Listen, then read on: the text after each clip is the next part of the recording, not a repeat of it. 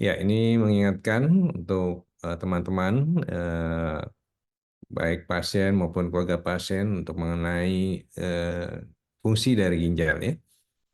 Jadi ginjal merupakan organ vital yang punya fungsi beragam ya.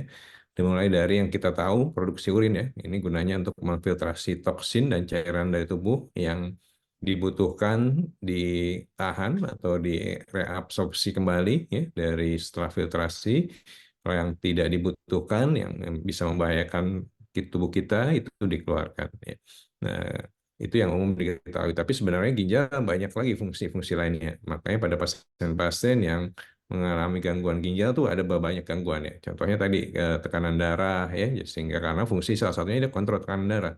Biasanya pasien-pasien penyakit ginjal, baik yang sudah sampai gagal ginjal tuh tekanan darahnya sering kita dapatkan tinggi ya. Karena salah satu fungsi ginjal adalah mengontrol tekanan darah. Yang berikutnya adalah memproduksi hormon eritropoietin ya, yang akan merangsang sumsum tulang memproduksi sel darah merah atau eritrosit ya, sehingga hemoglobin Hb di tubuh kita menjadi normal ya. Dan ini adalah yang sering kita temui pada pasien-pasien dengan gagal ginjal yang fungsi ginjalnya sudah rendah, jelas ini akan produksinya menurun, hormon eritropoietin, sehingga hemoglobin juga turun. Selain itu, juga mempunyai produksi hormon yang menjaga kesehatan tulang, yaitu hormon kalsitriol. Ya. Jadi kalau fungsi ginjalnya turun, dia akan terganggu. Ya. Nah, jadi kalsiumnya biasanya pada awalnya akan turun. Ya. Pada awal-awal penyakit ginjal atau awal gagal ginjal, kalsiumnya akan turun menjadi hipokalsemia, ya, yang mengganggu kesehatan tulang. Dan juga ginjal cuma punya fungsi menjaga kadar mineral dan garam, ya, natrium dijaga, kalium juga ya, ekskresinya ya. Kalau gagal ginjal makanya kaliumnya tinggi ya, makanya pasien pasien dengan gagal ginjal eh, tidak dianjurkan untuk makan buah-buahan yang tinggi kalium ya, harus dijaga kadar kalium di dalam darahnya dengan asupan yang eh, tidak tinggi kalium. Selain itu, ginjal juga mengatur keasaman darah atau pH ya, keasaman asam basa dalam darah ya, sehingga fungsi-fungsi ini merupakan fungsi dari ginjal yang harus kita jaga ya. Dan apabila terjadi gangguan atau penyakit sampai gagal ginjal, jelas akan terganggu fungsi-fungsi tersebut. Ya, salah satu penyakit ginjal yang paling sering adalah penyakit ginjal kronik ya. Di dunia dikatakan 1 dari 10 orang dewasa itu menderita penyakit ginjal kronik. Ya. Eh, ini terjadi karena ada kehilangan fungsi ginjal yang progresif dan perlahan. Ya, ya kita ingat sifatnya ini ya, sifatnya progresif dan perlahan. Jadi tidak terasa tuh mulai baru kalau gangguan masih ringan sampai sedang tidak akan ada gejala. Ya. Baru terdeteksi atau gejala yang muncul kalau sudah 90% fungsi ginjal hilang. Makanya biasanya pasien-pasien yang menunjukkan gejala tuh sering sudah disebut sudah gagal ginjal. Karena baru saat gagal ginjal itu gejala yang muncul. Baru saat 90% fungsinya sudah tidak ada, baru ada gejala. Ya. Nah, penyakit ginjal kronik ini terjadi akibat setiap ginjal itu nefronnya ya, fungsi penyaringnya itu unit fungsional dari ginjal kita sebut nefron ya, yang terdapat jutaan yaitu mengalami kerusakan ya. Awalnya digantikan oleh nefron yang sehat ya. Jadi kalau ada yang rusak, yang sehat ini kompensasi. Biasanya lebih besar, aliran darahnya lebih tinggi gitu ya. Sehingga tadi fungsi ginjal bisa dipertahankan ya.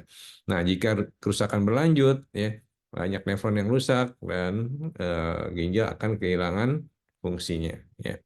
Tadi dan baru terdeteksi kalau udah 90% fungsi ginjal hilang ya, baru bergejala ya. Maka banyak pasien-pasien merasa sehat-sehat aja ya. Lalu tiba-tiba ada gejala dibawa ke IGD, lalu dokter menyampaikan ini sudah gagal ginjal ya. Padahal biasanya jawaban dari pasien atau kalau loh saya nggak pernah sakit apa-apa gitu ya. Nah, kenapa sekarang dikatakan gagal ginjal? Karena ini, karena baru setelah tinggal 10% fungsi ginjal itu baru muncul gejala-gejala ya. Dan biasanya tidak ada membaik dengan sendirinya ya, karena dia penyakit ginjal kronik ya. Walaupun sebenarnya dapat ditangani ya. Kalau kita tangani lebih awal, semakin dini semakin baik, ya. Dan screening jadinya penting karena tidak bergejala, dapat dilakukan cek darah dan urin. Yang pemeriksaan sederhana sebenarnya, periksa darah untuk periksa kreatinin, untuk mendapatkan estimasi laju filtrasi glomerulus, dan urin untuk melihat apakah ada sel darah merah, eritrosit, atau ada protein di urin. Ya. Nah, kalau berlanjut tadi bisa menjadi gagal ginjal.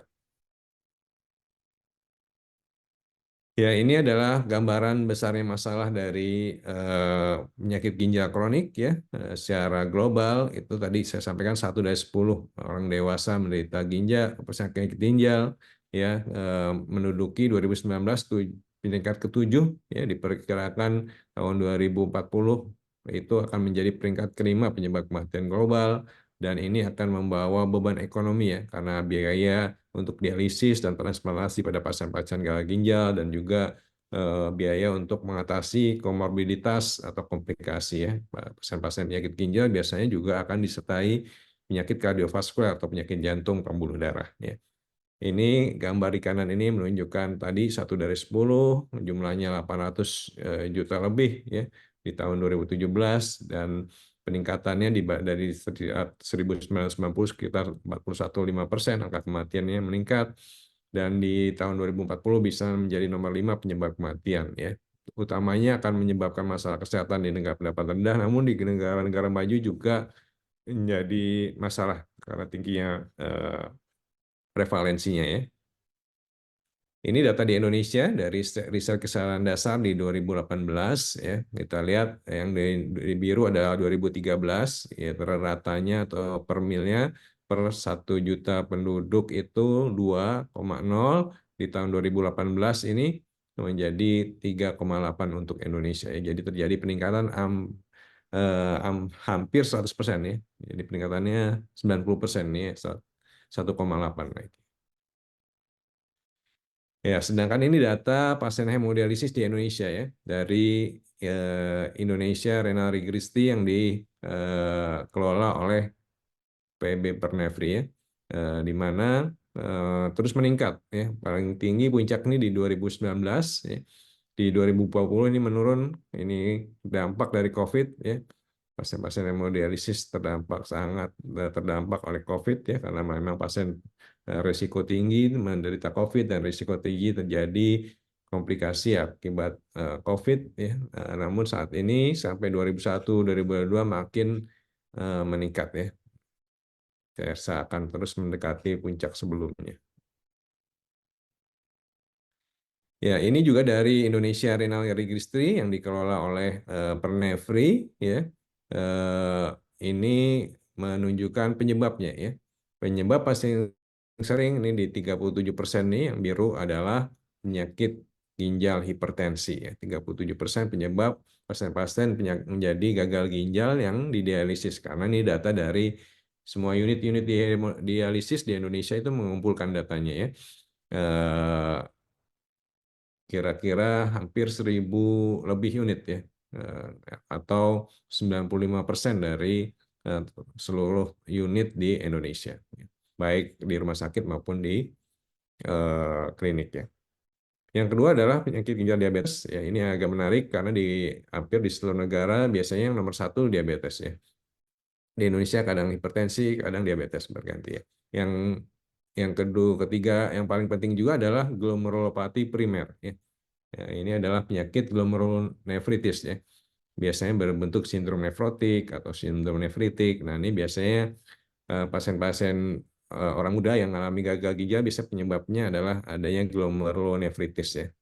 Yang memang sering nggak bergejala kecuali sudah berat, bisa jadi bengkak ya. Dan kadang-kadang cuma karena perubahan di urin aja ya, berbusa, lalu juga ada darah di urin yang terlihat dengan pemeriksaan mikroskop di urin. Ini data dari Indonesia yang lainnya yang agak lama, yaitu di 2009 dilakukan oleh Pernefri juga di 5 center di Indonesia, yaitu Jakarta, Yogyakarta, Surabaya, dan Bali. Didapatkan angka 12,5% ya, penyakit ginjal kronik ya. dengan faktor risiko proteinuria, hipertensi, dan diabetes. Pasien-pasien yang mempunyai proteinuria, hipertensi, diabetes didapatkan fungsi ginjalnya sudah menurun, yaitu sekitar 12,5% dari 9.420 subjek yang diperiksa. Ya, mengapa screening penting untuk dilakukan? Ya, karena tadi ya besarnya masalah yang memberikan beban sosioekonomi, ya, khususnya di negara-negara berkembang, ya, dan juga kita bisa lakukan populasi yang berisiko. Screening dianjurkan pada populasi berisiko yaitu hipertensi, diabetes, dan penyakit kardiovaskuler atau pertimbangan faktor demografi, usia, ada penyakit sistemik yang menyerang ginjal, ada faktor genetik dan paparan lingkungan. Apa saja yang diperiksa yaitu pemeriksaan kreatinin dari darah, ya, atau sistatin C kalau tersedia, atau pemeriksaan rasio albumin kreatinin urin. Ya. Ini adalah screening awal untuk mengetahui adanya penyakit ginjal kronik. Ini data yang menunjukkan cost efektifnya, bermanfaatnya secara pembiayaan untuk screening. Ya. Kita lihat dengan screening eh, berapa yang bisa dihemat. Ya. Ini cost-nya, ini peningkatan ini kualitas hidup, ya, per tahunnya, ya, quality adjusted life year kali ini, lalu ini cost-nya per kali, ya, per kali, ya. Jadi kita lihat makin kalau kita mau keseluruhan jelas makin akan cost efektif, ya. Tapi dengan kita screening pasien diabetes saja, ya, itu juga sudah cukup cost efektif. Apalagi kalau ditambah pasien-pasien hipertensi, ya. Dua kelompok pasien ini akan bisa menurunkan pembiayaan kesehatan untuk penyakit ginjal. Ya, ini adalah gambar juga yang menunjukkan pentingnya deteksi dan pengobatan dini. Ini kita lihat garisnya ya bahwa fungsi ginjal, penyakit ginjal kronik tadi sifatnya progresif, ya, perlahan, ya. Jadi dia turun pelan-pelan gitu, ya. Kalau tidak diobati dia akan turun menjadi gagal ginjal misalnya. Ini contohnya dalam 7 tahun misalnya, ya. Ya, kalau tidak diobati, ya, atau berobat tidak teratur, ya. Ya. Namun kalau diobati kita bisa menghambat gagal ginjal menjadi misalnya 9 tahun contohnya di sini, ya. Ya, ini cukup membantu, ya. Berarti dalam 2 tahun tidak memerlukan misalnya dialisis, ya kan. Dia ini bisa menghemat pembiayaan, juga kualitas hidup pasien juga akan lebih baik, ya. Tidak tergantung dengan dialisis, baik hemodialisis atau CAPD atau transplantasi ginjal, ya. Ya. Namun kalau kita bisa deteksi lebih dini, lebih awal, ya, ini bisa seperti ini. Akan lebih banyak lagi waktu yang bisa kita eh, tunda, ya, untuk terjadinya gagal ginjal, ya, supaya menghemat tadi pembiayaan, juga meningkatkan kualitas hidup pasien, ya. Kita lihat, jadi kalau makin bisa lebih awal makin baik, ya. Apalagi saat ini kalau sudah mulai muncul beberapa obat yang bisa juga menghambat lagi, ya. Dulu kita hanya terbatas pengobatannya, saat ini sudah mulai ada beberapa obat baru yang terbukti bisa membantu menghambat lagi, ya. Jadi mungkin akan lebih landai lagi, ya, dengan obat-obat tambahan obat-obat yang muncul belakangan ini. Jadi penting sekali deteksi dan pengobatan yang dini. Selain itu terapi optimal, ya. Jadi kalau sudah dideteksi lebih dini kita harus obati dengan secara optimal juga, ya.